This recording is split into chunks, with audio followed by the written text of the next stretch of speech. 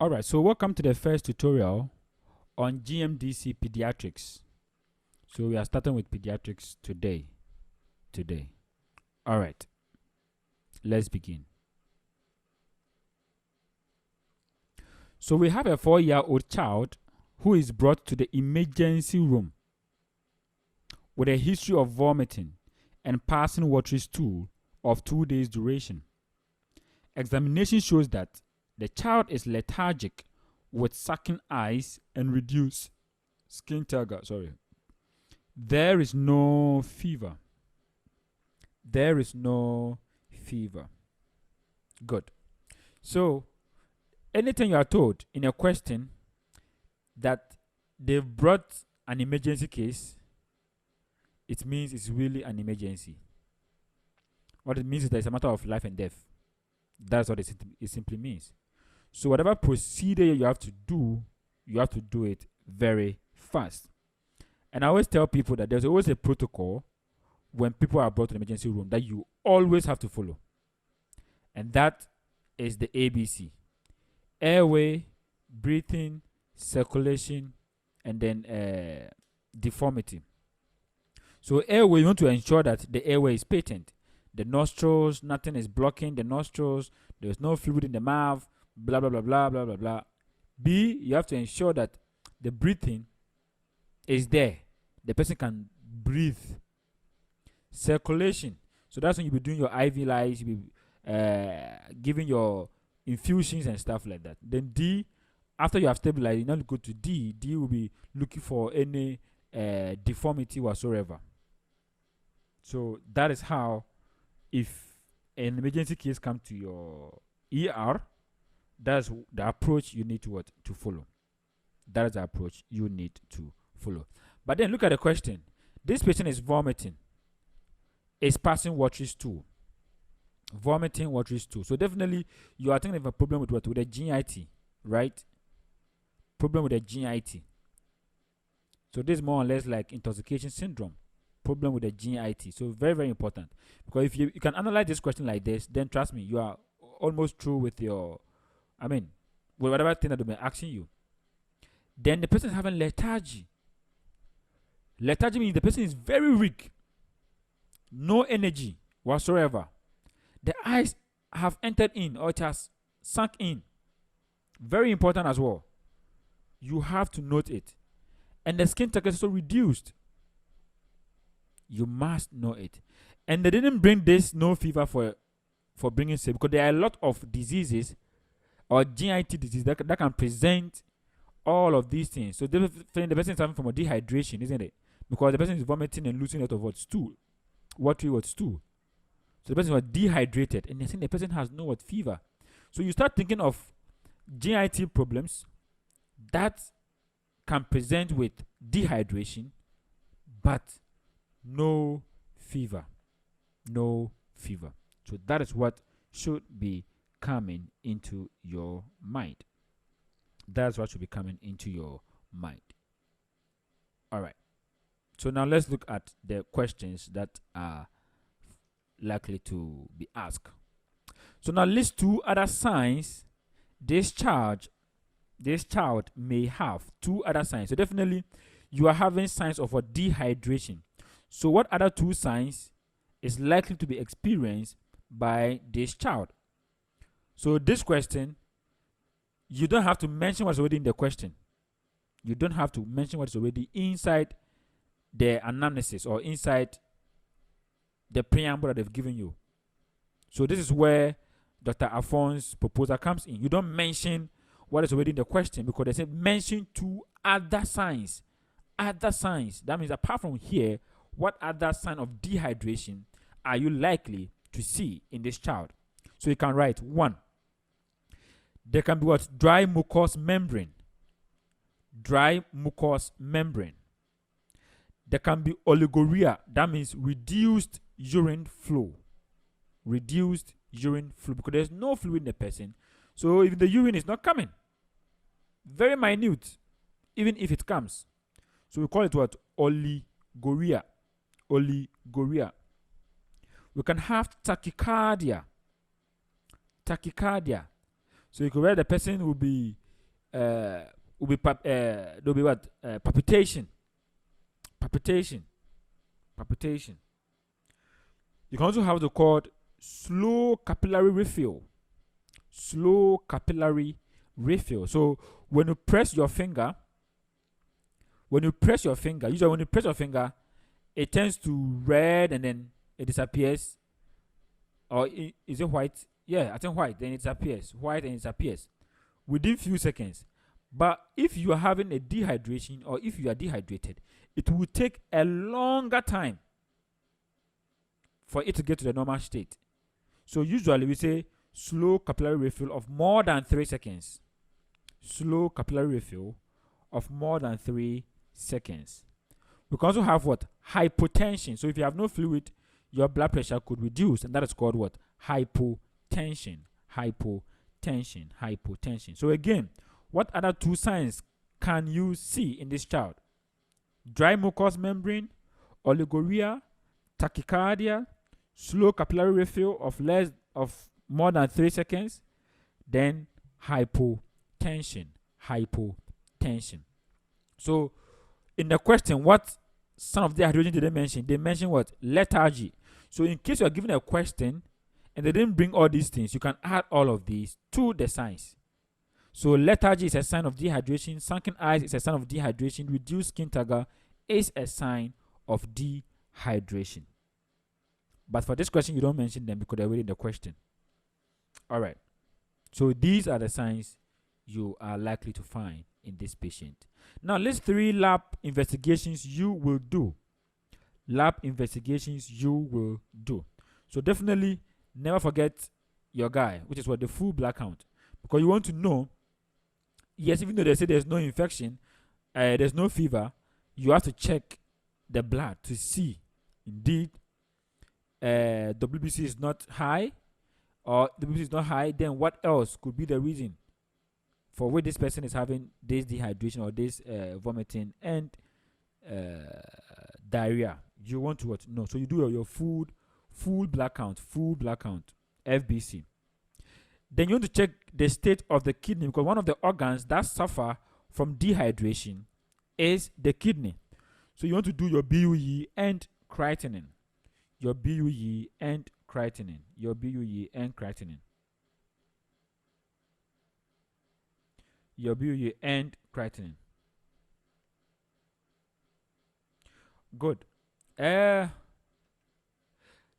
Sorry. So BUE and creatinine. You can also talk about stool examination or stool culture. So stool culture and sensitivity. Stool culture and sensitivity. Stool culture and sensitivity. Stool culture and sensitivity. Stool culture and sensitivity. Good. So again, lab investigations: 1, full blood count; 2, BUE and creatinine; 3, you can do your stool culture and sensitivity. Stool culture and sensitivity. All right. So the next question is: describe 4 components of your management of this child. Describe 4 components. That means, what are you going to do for this patient? What are you going to do for this patient? So again, I said an emergency. So what do? Always, you must ensure your airway is patent. So you can write 1, assess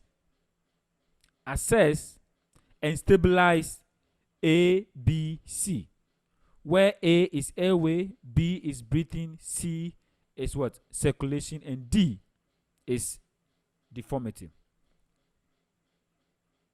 So 1. So 4 components of my management of this child. 1, assess and stabilize. Stabilize A, B, C, D. So what it means is that if the airway is not patent, you have to make sure the airway is patent. If breathing is a problem, you have to make sure the breathing is there. So if breathing, then what will you want to do? You will want to give oxygen. If the person is having a problem with breathing, you want to give what? Oxygen. If the airway is not patent, I want to do suction if there's fluid in there. So all of these things are all part of the what? The assessing and stabilizing it. So you can just write, simply put, assess and stabilize A, B, C, D. That's one point. Secondly, this person is dehydrated, so definitely you want to replace it. So 2, intravenous fluid for resuscitation. Intravenous fluid or IV fluids.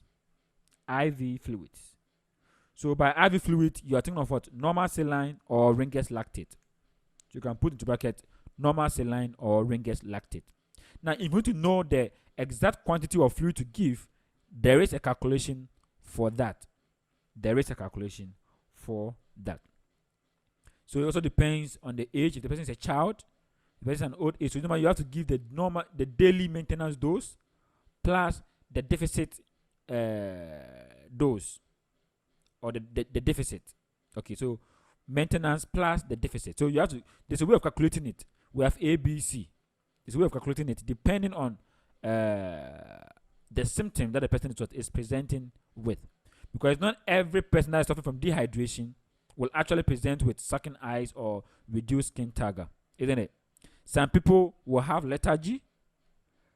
They will have dry skin, but maybe it's already going to the stage whereby the person is having what? A sunken eyes or reduced skin turgor. Maybe it's not going to that stage yet. So there's A, B, C. Mild, moderate, severe. So depending on what you are thinking of, then you will know the management protocol to use in terms of giving your IV fluid. And there is a whole book on it, and maybe one of these days we'll find time and then we'll just talk about some of these things, because you will need them. You will need them in practice. All right. So intravenous fluid, normal saline or Ringer's lactate for resuscitation. 3, you would want to correct electrolyte imbalance.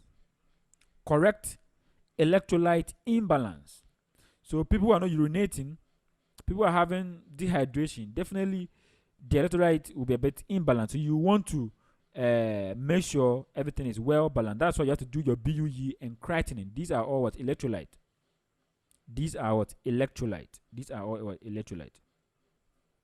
All right. So the BUE, the E is electrolyte. E means electrolyte. All right. Then you want to pass a catheter to monitor the urine output. So pass a catheter to monitor the urine output, because you want to be sure that the amount of fluid that you are giving is corresponding to the amount of fluid that is coming out. Because anything that you drink, it must come out.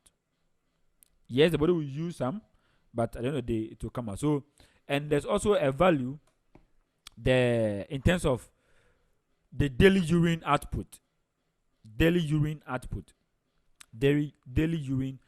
So some books will calculate it as 0.5 mils per kg. So that means that you multiply the weight of the person by 0.5 to know the daily urine output. Okay. So Alphonse, assuming you have a 70 kilogram man, what do you think will be his daily urine output? A 70. Yes. So what it should be between 500 to 1,000 mils. Are you sure? 70, 0.5, 70. I said to calculate it is 0.5 times or per kg. So that means that 0.5 multiplied by what? Your 70.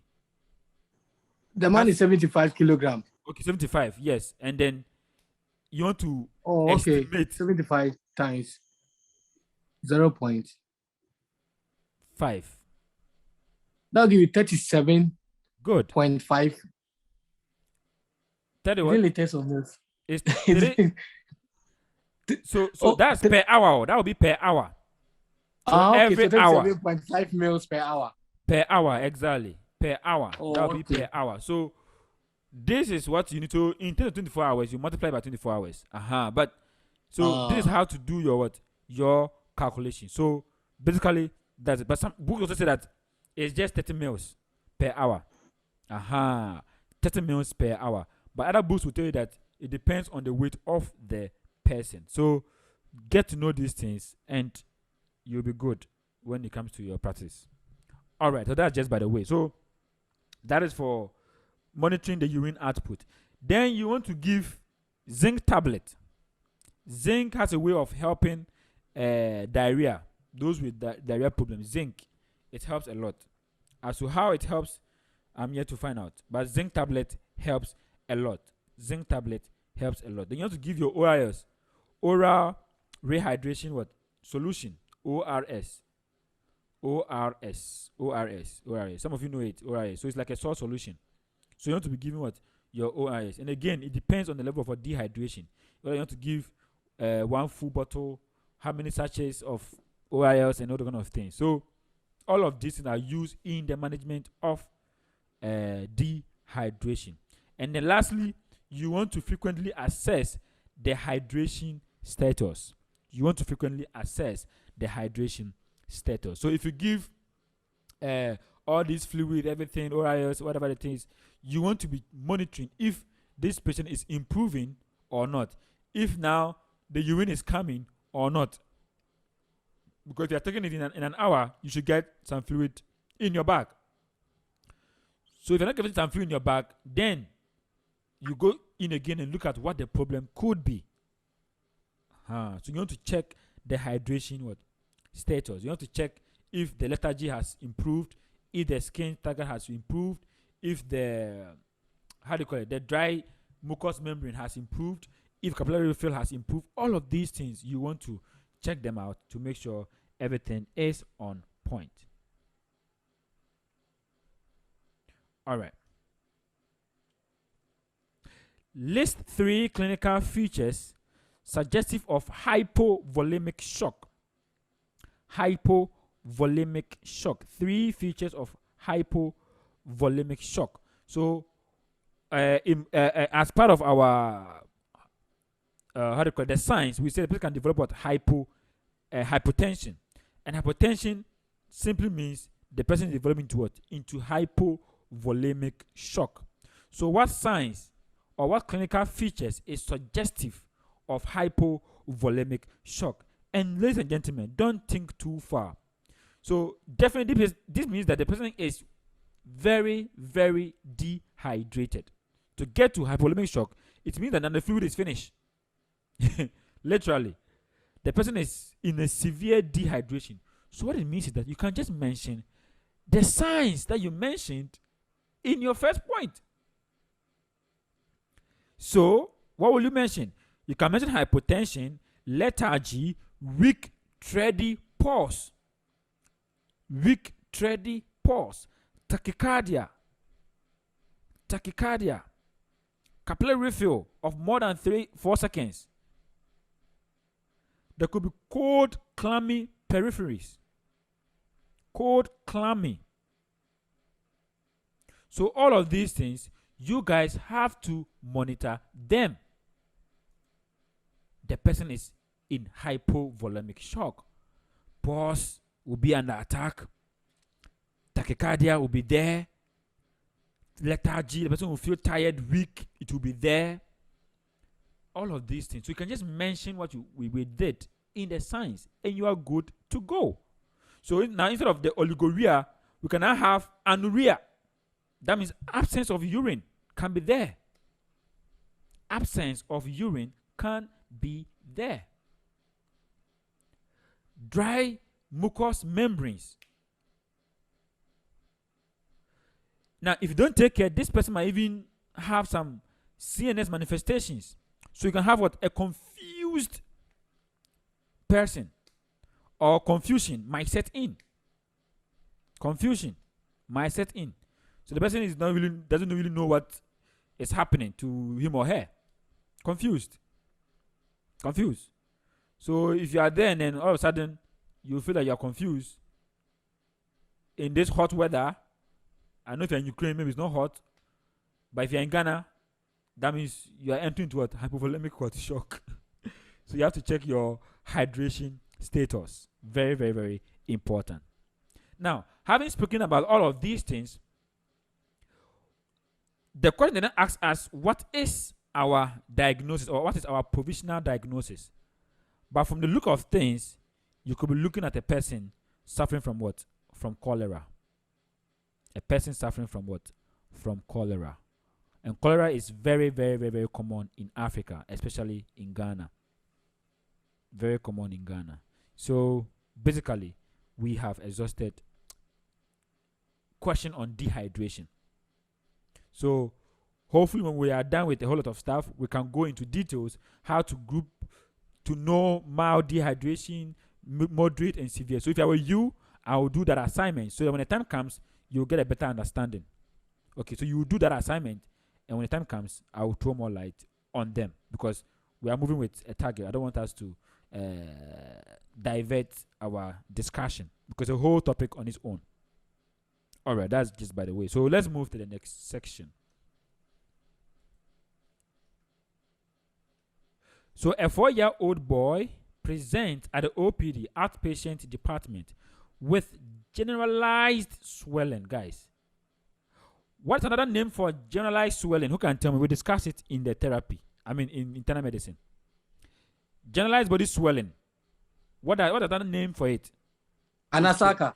Anasaka, exactly. Anasaka. Generalized body swelling. Good. Of a week duration. Again, we'll mention 1-1. We'll mention 1-1. So, okay. Some of them have been new, so I don't want to mention names. But then, what places or which 4 organs do you think about when you are having a generalized body swelling or edema? Which organs comes to your mind? Please, quick one. It's a revision. Yes, Alphonse, give me one. Boss, come again. Which organs could be a cause? The GIT, the liver, the cardio. Good. So you are just saying everything. I just mentioned one. You are just mentioning everything. Your hair like coconut. So you are talking about what? Your GIT. You are thinking about what? Your heart. You are thinking about what? Your liver. And you are thinking about your kidney. Why I'm saying this is because it helps you to come up with a better diagnosis to save your patient. So depending on the question that comes next or the statement that comes next, then you can be able to probe. That's why you have the ODQ. That's the on-direct question. You have to probe, ask more questions so that it can help you to know exactly where this edema is developing from or where this generalized swelling is developing from. So if it's a problem with the liver, you have to ask if there's a history of what? Alcohol intoxication. Now, this is a 4-year-old child, so I don't expect the person to have an alcohol intoxication, isn't it? But in generally, I'm just talking about in general terms. So you want to check about what? Alcohol. If the person has been drinking alcohol, because if they drink alcohol, it can destroy the liver. The liver can become can develop what we call cirrhosis, and that can lead to what? Ascites, and that can cause what? Edema. If the person is having what? A cardiac problem or heart pathology, it can lead to what? Edema. If the person is undernourished or malnourished, the person can develop what? Edema. If the person is having a kidney problem, edema can develop. So all of these things will help you in knowing the exact diagnosis for your patient, which is very what? Key for your patient. All right, so let's say swelling started from the face, which was initially worse on waking up, but decreases toward the end of the day. So, again, this is a sign of something that should be ringing in your mind. It should be ringing in your mind. So, when, how do you call it? When you're going to have facial puffiness in the morning, and decreases during the day, is a sign of a kidney problem rather than heart problem or liver problem or GIT problem. That's why I said if you know what you're talking about, easy, you will know what to look out for. So you ask the patient, how does your swelling start? They will tell you. When did they start? They will tell you. Do you have difficulty urinating? They will tell you. Very key. Very key. All right, let me not go further. So let's move to the questions. All right. So what is the most likely diagnosis. Again, this is what? Anasaka, secondary to nephrotic syndrome. Nephrotic syndrome. For those of you who have been following me on my other presentations, we've discussed the difference between a nephrotic syndrome and a nephritic syndrome. Nephrotic and a nephritic syndrome. Two different things, but all are pathology of the kidney. So please do that assignment. Get to know the differences between nephrotic and nephritic. Very key. Very key. So it's a whole topic on its own. If I want to go inside, I have to explain a whole lot of stuff. So I don't want to enter into it for now. Okay, so it's an assignment. Look for the difference between what? Nephrotic and nephritic syndrome. And we are saying that this person is suffering from what? Anasaka, secondary to nephrotic syndrome. And again, in children like developing nephrotic syndrome a lot. So take note, if you have a child who is always, presenting with anasaka or body swellings or edema, most likely you must check the kidney because it could be from the kidney. Very, very important information. Write it down.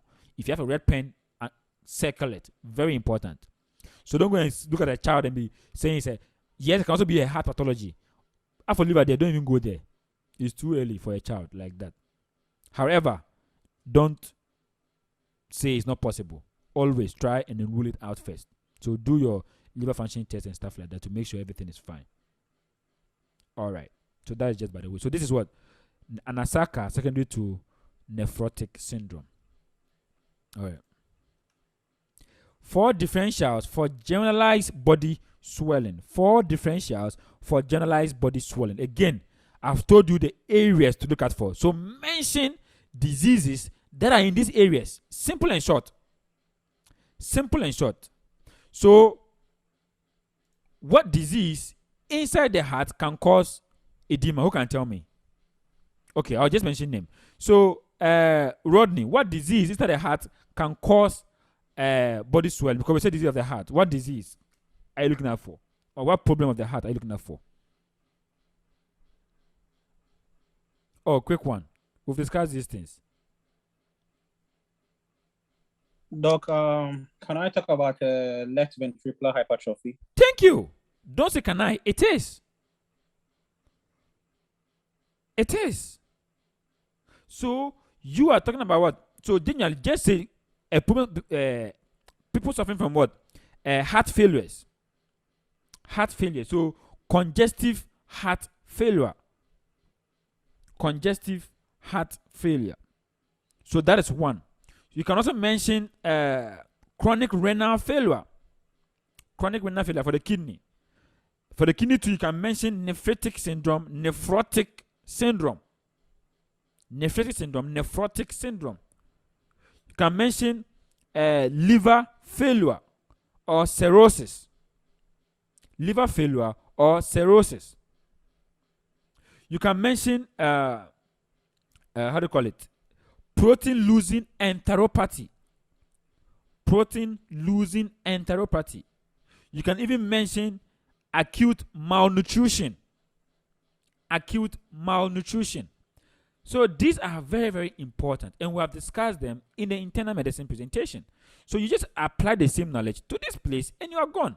And that is why it's really disturbs them when we are getting some of these things wrong. Because if you have your differential in your head, if you have organs to look at for, it's easy to arrive at a diagnosis. So you don't suffer. You don't suffer to get a point. You don't suffer to get a point. All right. That is just by the way. 4 diagnostic features. List 4 diagnostic features of the most likely diagnosis. So what it means is that now you have a diagnosis in your head, which is what? Nephrotic syndrome, isn't it? So what features describes this, or could describe this as a nephrotic syndrome? That's what the question is asking us. So that brings us to me telling you to go and look at the difference between what? nephritic, and nephrotic syndrome. So again, but over here, mention what? 4 diagnostic what features. So for nephrotic, so let's talk about the nephrotic. Go and do the nephritic. Okay, so for nephrotic, you're having what? Marked proteinuria. So too much of what? Protein. Marked proteinuria. You are thinking of hypoalbuminemia. Hypoalbuminemia. Imagine when proteins are going out, what it means is that inside the blood, proteins will be less. Simple and short. Because proteins are going to the urine, mean that protein in the blood will be reduced. So hypoalbuminemia. And we said for proteins, the one with high percentage is albumin. That controls the oncotic what pressure, albumin. So don't say that, hey, but there's protein can be anything. Yes, but albumin is the key. So hypoalbuminemia. They can have what? Edema. Edema, like we're having this patient. Edema. They can also have hyperlipidemia.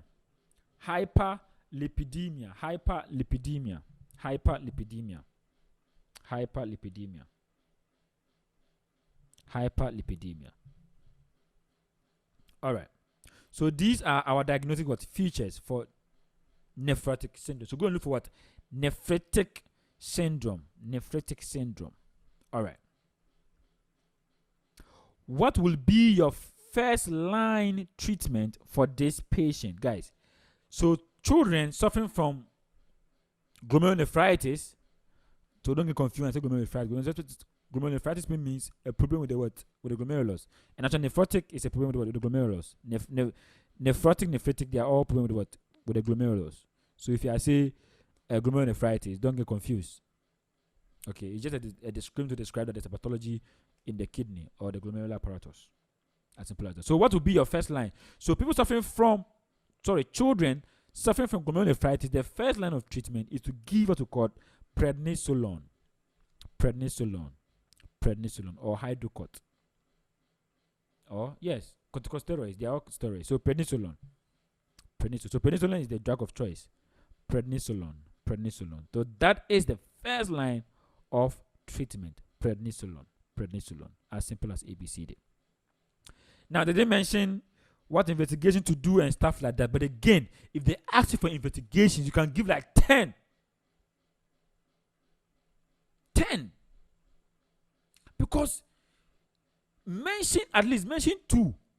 2 under every differential. Mention 2 under every differential or under every organ. So if it's a heart pathology, mention two tests you will do for the heart.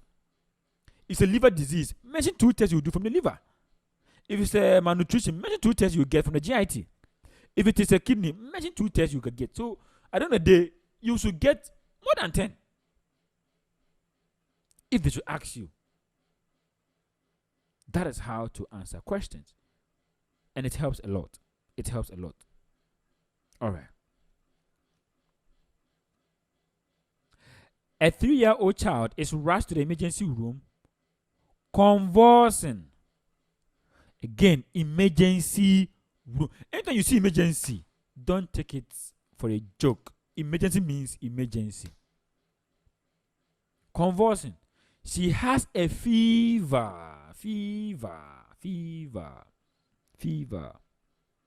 Again, if you have an emergency case, what is your protocol? A, B, C, D. As simple as that. Protocol is A, B, C, D. Simple. So airway, breathing, circulation, deformity. Simple as that. So when they bring a person there like that, always that should be your protocol. So now let's look at the of course, a lot of things can cause convulsion, isn't it? A lot of things. Brain problems can cause it. Encephalitis, pressure in the brain, all of these can cause what? Convulsion. Good. But then let's move to the questions. Describe 4 components of your immediate management.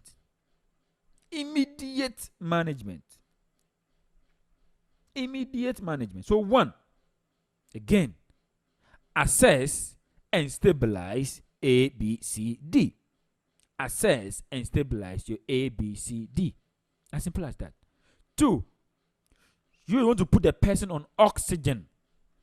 Very important. Put the person on oxygen. You also want to check, because you don't know the cause of the convulsion, you would want to check for what? For blood sugar or random blood sugar, and correct hypoglycemia. So check for sugar level or glucose level and correct any hypoglycemia with at least 10% dextrose. 10% dextrose. Good. So again, assess and stabilize ABC. And don't forget the ABC, you have to tell them what the ABC means. They know, but you have to, don't assume and get some things wrong. Or don't assume and get some point data from your marks. ABC, where A is this, B is the, or A into bracket, A way, B into bracket, breathing, and so on and so forth. This one, you should know that. B, put the person on oxygen. 3, check random blood sugar and correct hypoglycemia. 4, abort the convulsion. Abort the convulsion. And what do you give? You give what? Your diazepam.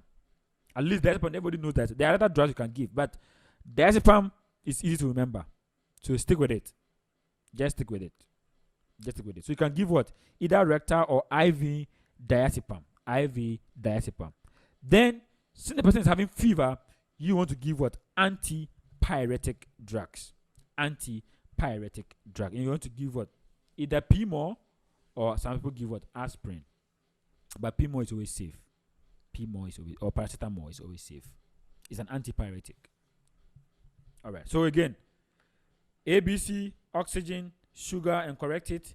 Convulsion stopping, and then 5 antipyretic drugs. As simple as that. So just mention 4 components of your management. That's all. So please, very important. Very important.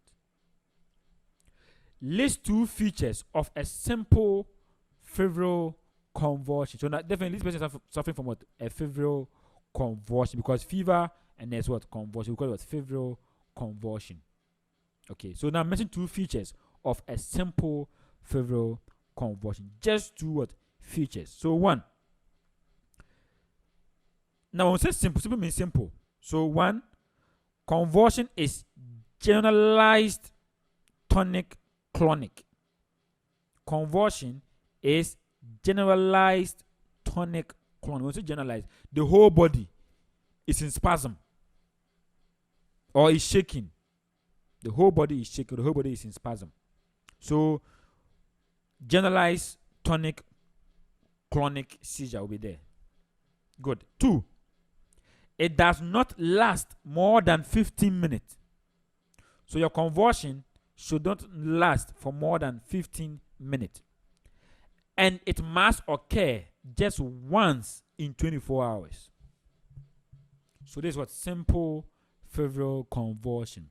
So 1 is a generalized tonic-clonic seizure.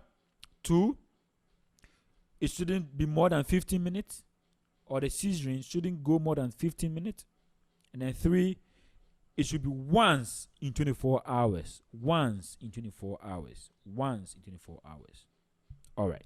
So that is the features for a simple febrile convulsion. Simple febrile convulsion. So you see, this method of learning, we are learning a whole lot of topics in one presentation.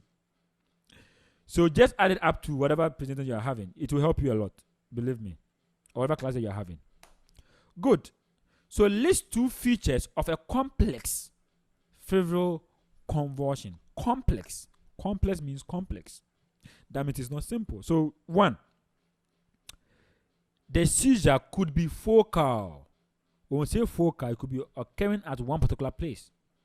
So not the whole body is in spasm. So some part of the body will be in spasm, other part of the body is not in spasm. Something like that. So that's what? Focal. So it could be focal seizure. Focal seizure. And this one, it lasts more than 15 minutes. So if the person is seizuring, and the person is seizuring more than 15 minutes, then you know that you are dealing with what? With a complex febrile convulsion. Complex febrile convulsion.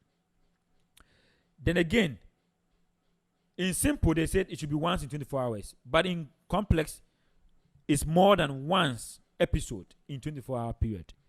More than once episode. More than once episode in 24-hour period. More than once. More than once. More than once. More than once. All right.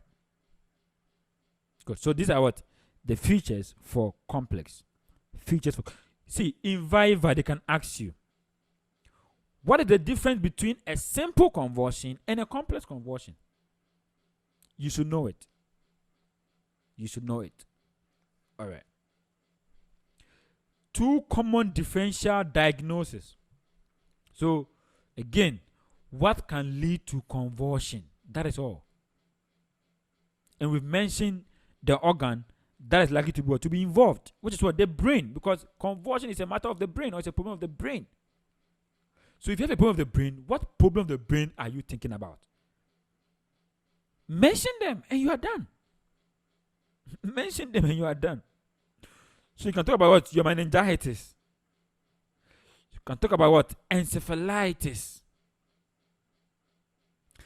Now, with respect to this particular patient, you might want to talk about what? Cerebral malaria.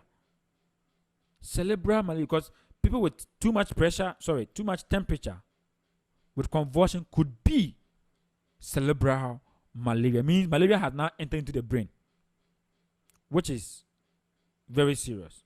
So cerebral malaria is there. You can talk of febrile convulsion in itself is a diagnosis. So febrile convulsion secondary to malaria or otitis media or tonsillitis.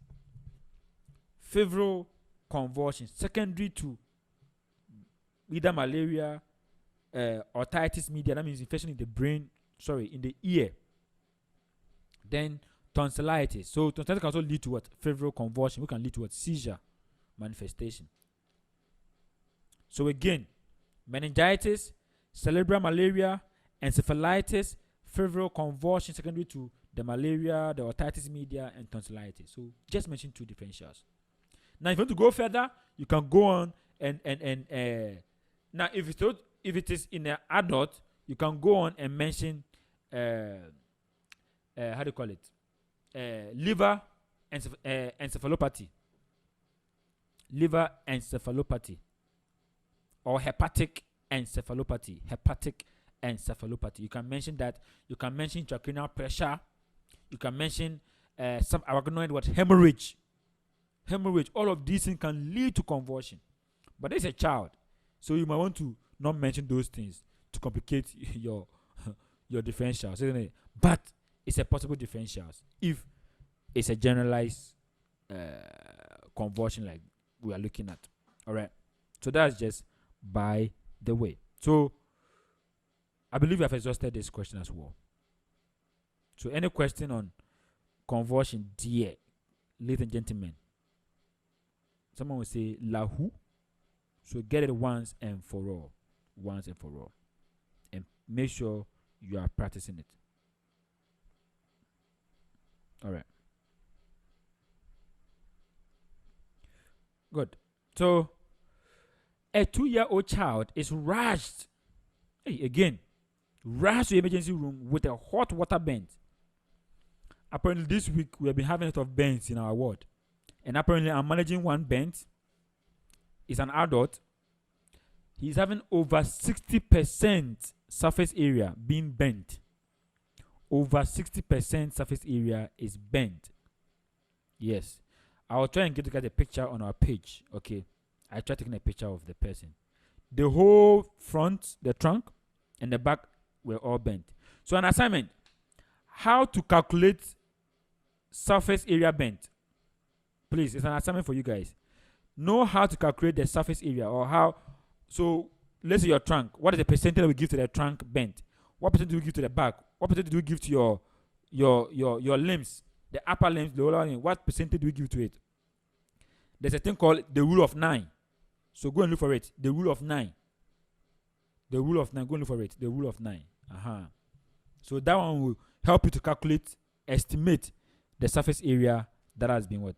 Been bent. All right. Now, if you have a bigger surface area, the prognosis is always bad. It's always bad. We had a patient that died last week because of bent. The person is a watch seller. She died. We managed her for like 2 weeks. The person died.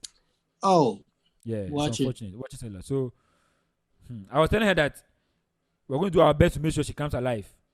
Then, lifelong watch supply from her. She said, okay. And unfortunately, my enemy succeeded.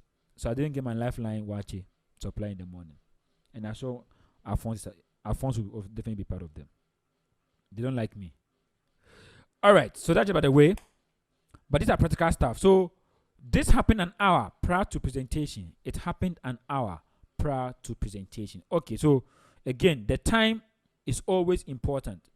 Because if you get bent and you stay for too long, don't forget what happened. Infection can easily set in. But immediately you get bent, you must rush to the hospital. Some people or some of our mothers will be trying to pour cold water. I mean, Charlie, don't do that. Please, don't ever do that. If you see anybody do that, don't encourage the person. People get bent when they are pouring water on the person. Please, never do that. To cool off. No, don't do that. Don't do that. Don't do that. All right. So let's look at the possible question that might follow.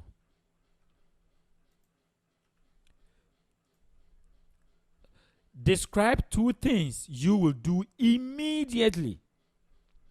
You will do immediately. Point number 1, you should never forget. Who can tell me point number 1? Emergency. Point number 1 is what? Who can tell me? Assess ABC. Assess ABCD. Case closed. Case closed. Case closed.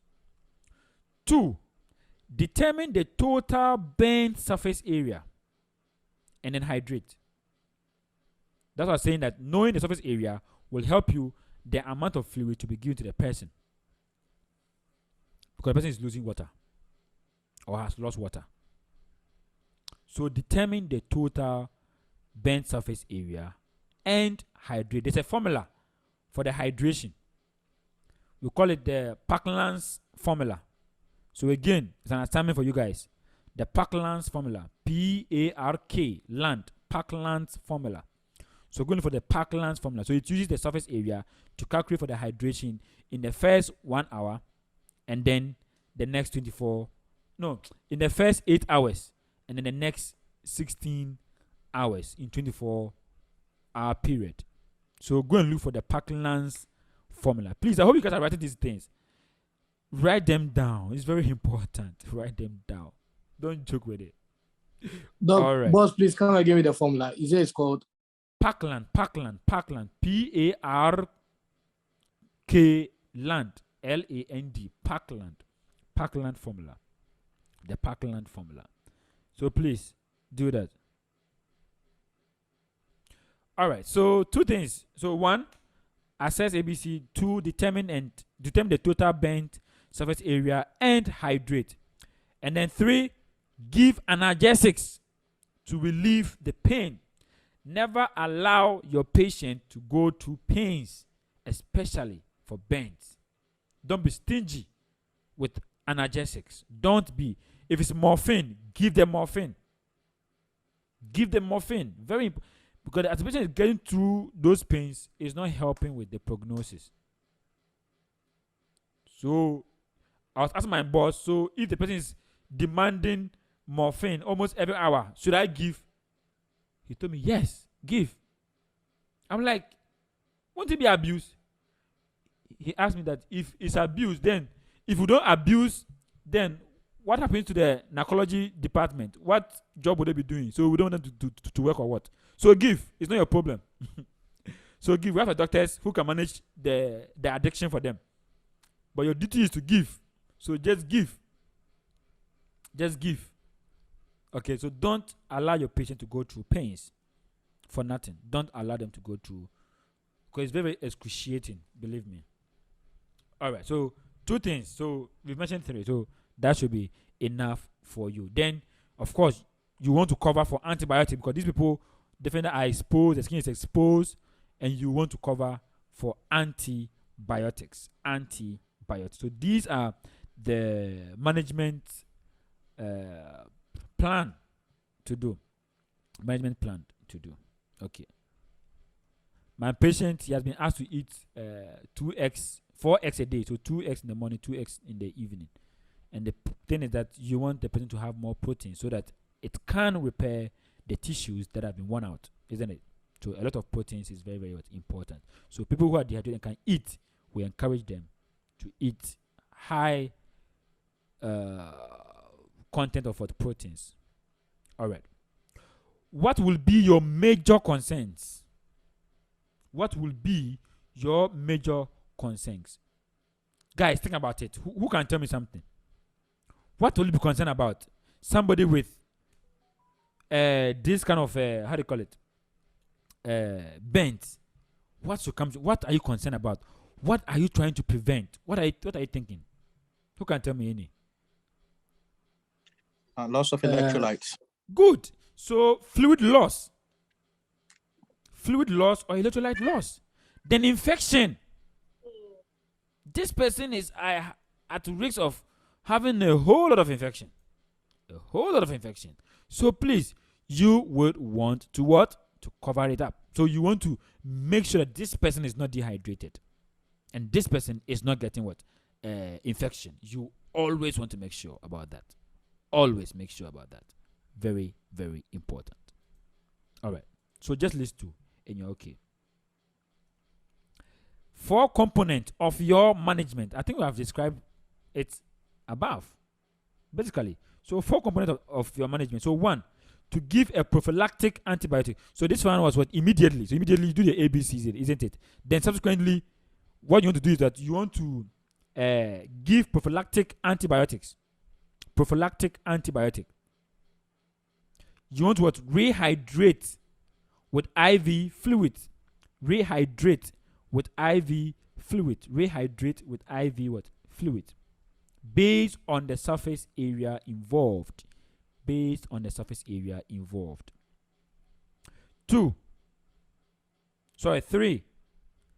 Analgesics for pain relief. Always give it. Then wound dressing. Wound dressing with silver sulfadiazide. Silver sulfadiazide.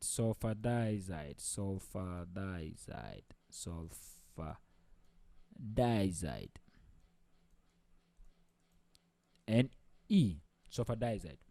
So now we are even using what we call paraffin oil. It's also very powerful. Very, very good thing for dressing. So now the bit that I'm having at my ward, I'm using paraffin oil to dress the patient instead of the sulfadiazide. Sulfadiazide has proven to have a little bit of problem. Okay, so now some still use it, some don't, and stuff like that. But then for the benefit of our exams, you can write the sulfadiazide. But my boss said we should use the paraffin oil. Okay.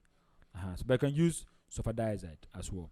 That's what we're using until we got the paraffin oil, which is having a very, very tremendous good result for us. So we are sticking with it. All right. So these are what your management components. So again, prophylactics for antibiotics, hydration, analgesics, and then wound dressing. All right. 2 long-term complications. So long-term, the body can undergo what we call scarring. So imagine you have burns. Already there will be a scar. So scarring is a long-term complication. Scarring can be there. Contractures. For example, if a joint is involved, for instance, and the person is not ambulating, when I say ambulating, the person is not using the limbs because of the joint, is not using the affected part very well, the person can develop what's called a contracture, which means that now if it is for example the elbow area, it will just be, you can't use it. It will just be there. I don't know how to put it. But contracture, going for the meaning of contracture. Okay, contracture. But then it's like something is very stiff. I think that's the word. Stiffness. So it's very stiff. So you can't bend it. You can extend it, whatever it is. It's very stiff. So people like that, we have to encourage ambulation so that they can be using their limbs if limbs are involved. So they can develop contractures. Then again, they can be at a risk factor for amputation, which of course is a long-term complication. So amputation, for example, if the leg, eventually the leg is destroyed and something like that, it can lead to what? Amputation. It can lead to amputation. Then you can never ever forget the psychological trauma this person could be going through. The psychological trauma. I was watching how do you call it? This American Got Talent. Yeah, American Got Talent. And I heard there was one woman who was involved in an airplane crash. If I'm correct, the person was bent. The person came to sing with a very powerful voice. All her whole body were all having scars and stuff like that. I mean, it's not pleasant, you see. So this person could have some psychological trauma for a very long time. And now, now the guys, people like Alphonse and Rodney, they want the beautiful ladies. So if they see that you're having all these scars on your faces and stuff like that, they won't want to come closer to you. They want to come closer to you. So Alphonse, Rodney, I mean, please, sometimes be considerate, okay? Be considerate. Alright, so that's just by the way. So 2, scarring, contractures, amputation, psychological trauma, as simple as ABCD. Alright. So a 5-year-old boy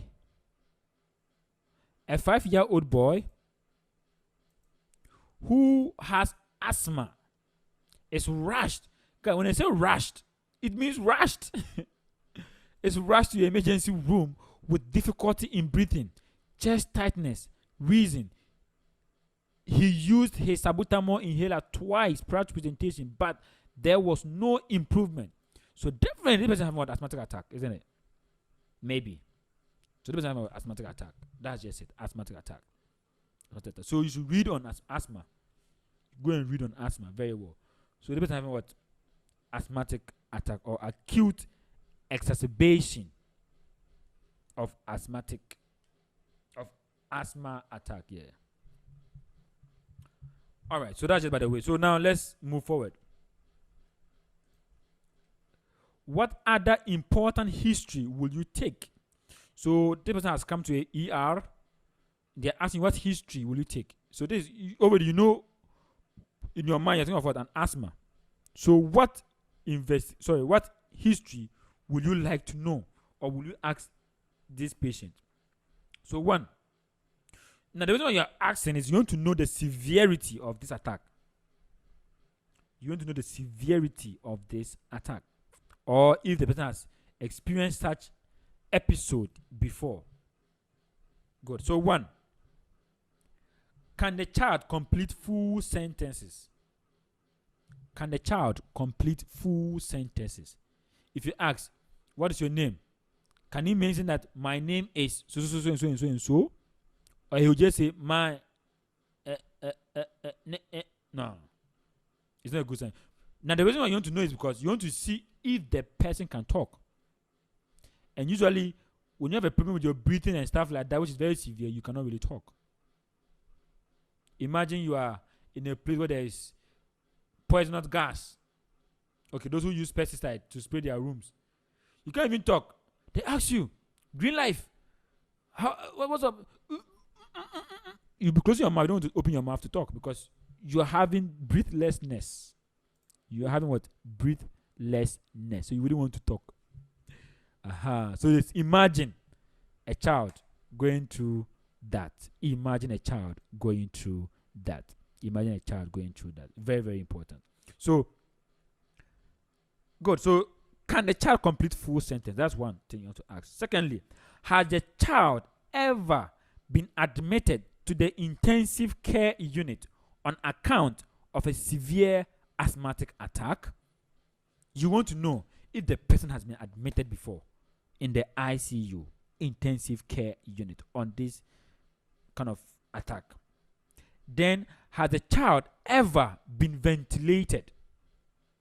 Has the child ever been ventilated? Because sometimes when the breathing is not stabilized, patient can die.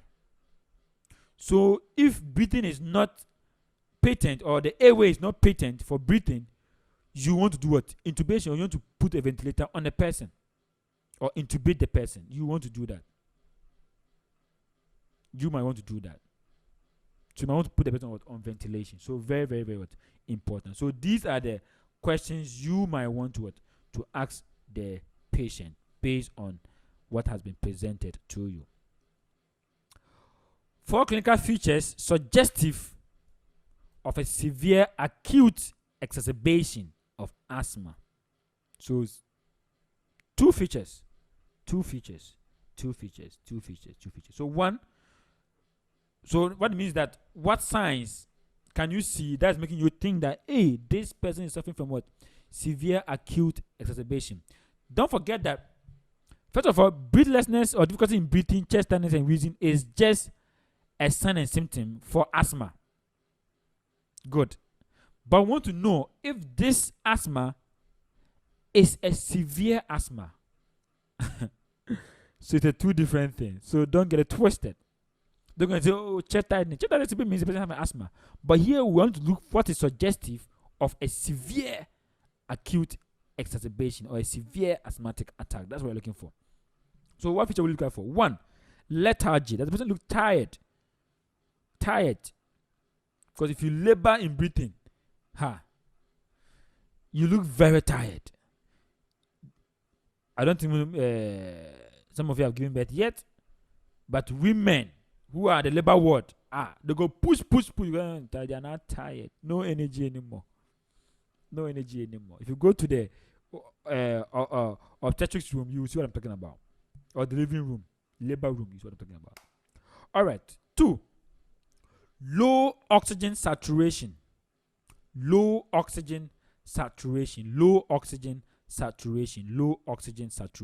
want to check out for that. Cyanosis. You see, if there's no oxygen, it means bluish discoloration of the skin. So you want to know if there's what? Saturation. Or, sorry, if you see saturation, it's a sign that this person is having a severe asthmatic attack. So, cyanosis. Then a silent chest.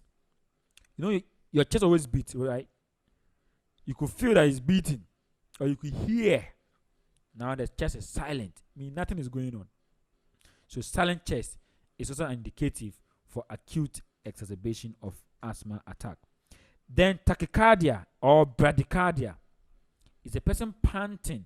Now, when you are done panting, breathing when you're not tired, you read now the breathing is not even coming again. So now you are going towards bradycardia. It's not even coming anymore. You are tired. You are just tired. Then the person using accessory muscles of respiration. To the use of accessory muscles of respiration. Then inability to complete full sentences. These are clinical features suggestive of a severe acute exacerbation of asthma. So please take note of that. All right.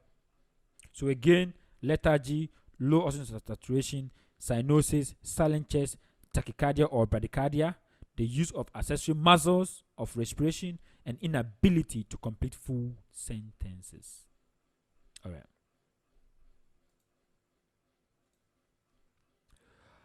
His oxygen saturation is 75%. Describe 4 components of your management.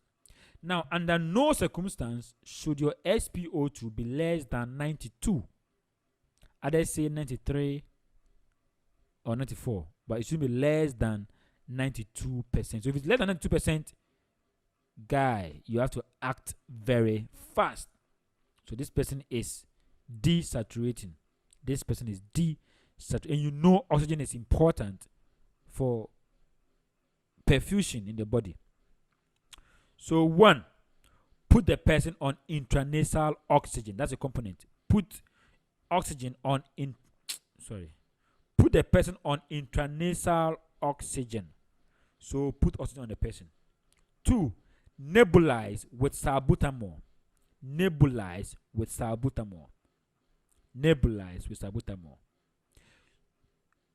After that, or if it's not working, you can nebulize with ipratropium. You can nebulize with ipratropium. Ipratropium. Ipratropium. You can nebulize with ipratropium. Then set up intravenous fluid. Set up intravenous fluid. Give IV hydrocort. So to reduce the reaction, because you need an immunosuppressant, isn't it? So you give hydrocort, IV hydrocort. Then you monitor the oxygen saturation. And the question says mention just 4.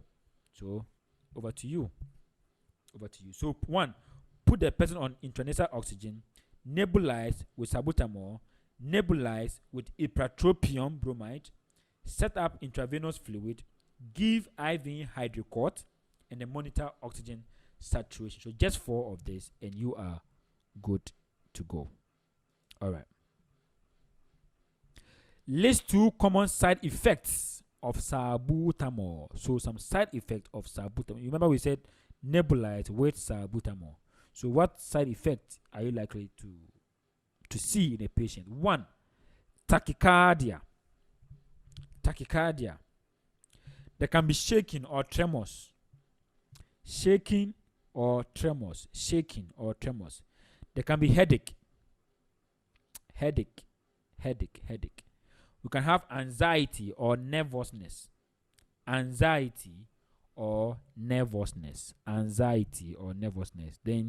dry mouth. So these are some of the side effects of salbutamol. So just mention 2: tachycardia, shaking or tremors, headache, anxiety or nervousness, dry mouth.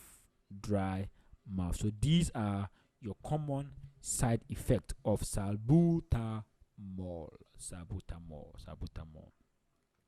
So, ladies and gentlemen, in the noble profession, this brings us to the end of our presentation, and I hope it was very informative. All right.